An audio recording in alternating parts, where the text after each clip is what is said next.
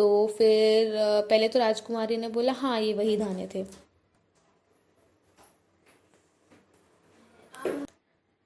तो राजकुमारी ने बोला कि हाँ ये वही दाने हैं।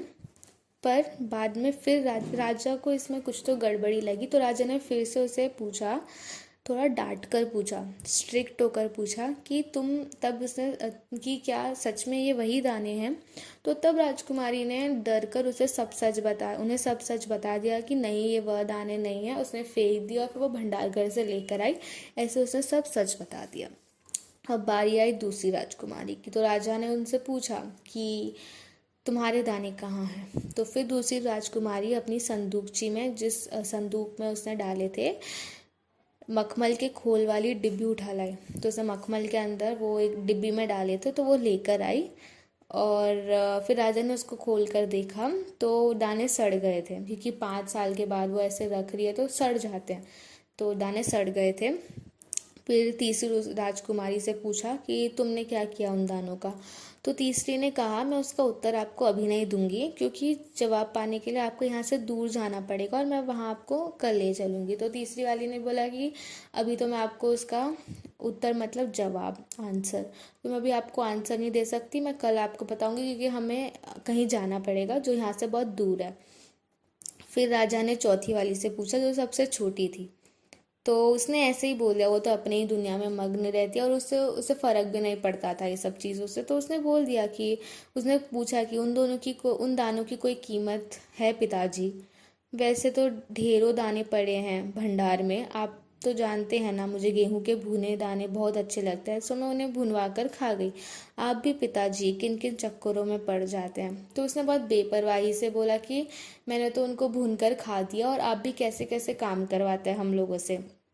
फिर सभी के उत्तर से राजा को बड़ी निराशा हुई। तो राजा बहुत दुखी हो गए, अपसेट हो गए। चारों में सब उसे केवल तीसरी बेटी से थोड़ी उम्मीद थी। अभी तीनों का तो, जो चारों में से जो बड़ी, उसके बाद वाली और जो चौथी थी, उनका तो उत्तर उसे मिल गया था। अभी तीसरी वाली ने बोला कि वह कल बताएगी, तो थोड़ी उम्मीद बाकी थी राजा को अभी भी तीसरी वाली से। फिर fast forward to next day, अभी दूसरा दिन आता है। दूसरे दिन तीसरी राजकुमारी राजा के पास आई। तो तीसरी राजकुमारी राजा के पास गई। उसने कहा चलिए पिताजी मैं आपको दिखाती हूँ कि गेहूं के दाने कहाँ हैं। तो वह बोलती है कि अभी चलते हैं, मैं आपको दिखाती हूँ मैंने वो गेहूं के दाने किधर रखे हैं।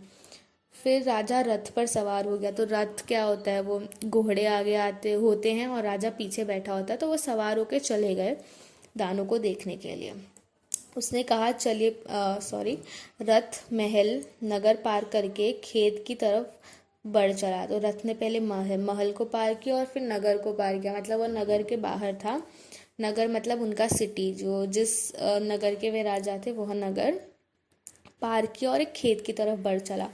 तो राजा ने इधर उधर देखा और राजा थोड़े कंफ्यूज हो गए कि क्या है ये। तो आखिर कहाँ रख छोड़े हैं तुमने वे 100 दाने। इन 100 दानों के लिए तुम मुझे कहाँ कहाँ के चक्कर लगवाओगे। तो फिर राजा कंफ्यूज हो गया और फिर बोले कि कहाँ लेकर जा रही हो तुम मुझे, मतलब सिर्फ एक 100 दानों के लिए तुम मुझे कितना घुमाओगी ऐसा। फिर तब तक रथ एक बड़े से हरे भरे खेत के सामने आकर रुक गया। तो फिर एक बहुत हरा भरा खेत था और वहाँ पे आके रथ रुक गया। राजा ने देखा सामने बहुत बड़े खेत में गेहूं की फसल थी। तो सामने खेत था और खेत में सब गेहूं की फसल थी। उसकी बालियां हवा में झूम रही थी। बालियां क्या होता है, वो जो एकदम टॉप में होता है, मतलब जितना तुम्हारा हाथ है उतना बड़ा वो होता है और उसमें दाने लगे होते हैं। तो वो बहुत भारी होता है, तो हवा की वजह से ऐसे ऐसे इधर से उधर उधर से इधर झूलते रहता है। जैसे राजा को खुशी भरा गीत सुना रही हूँ। तो राजा खुश हो गए वो देख के।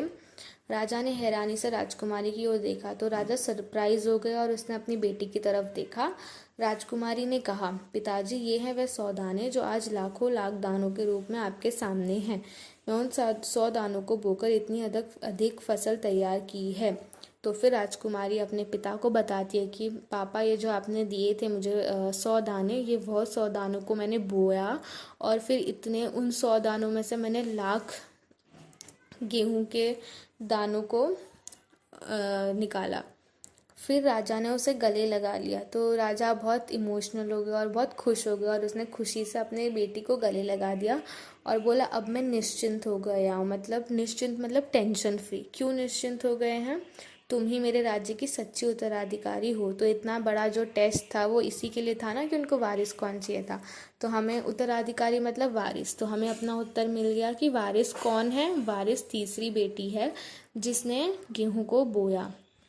तो इस पार्ट से हमें यही पता चलता है कि जितने भी हम, एक तो समय और दूसरी चीज़ क्या थी, समय और साधन का अगर हम लोग अच्छे से सदुपयोग करेंगे तो वह चीज़ एक अच्छा फल मिलेगा, तभी हम लोग सफल बनेंगे। तो यहाँ पे पहली बेटी ने तो फेंक दिए, तो उसने ना ही उसने साधनों का अच्छा उपयोग नहीं किया।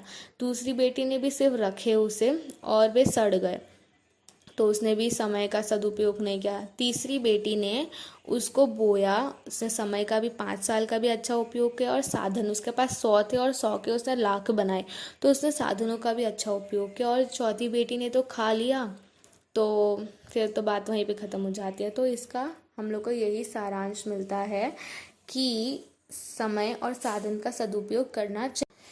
तो यह था पूरा पाठ और मैं आशा करती हूँ कि आपको पूरा पार्ट समझ गया हो। अगर आपको कोई भी कहीं पे भी कुछ कठिनाई आती है तो आप पूछ सकते हैं।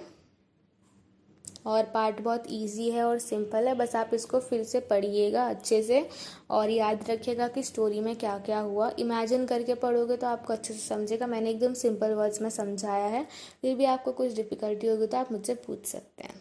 धन्यवाद।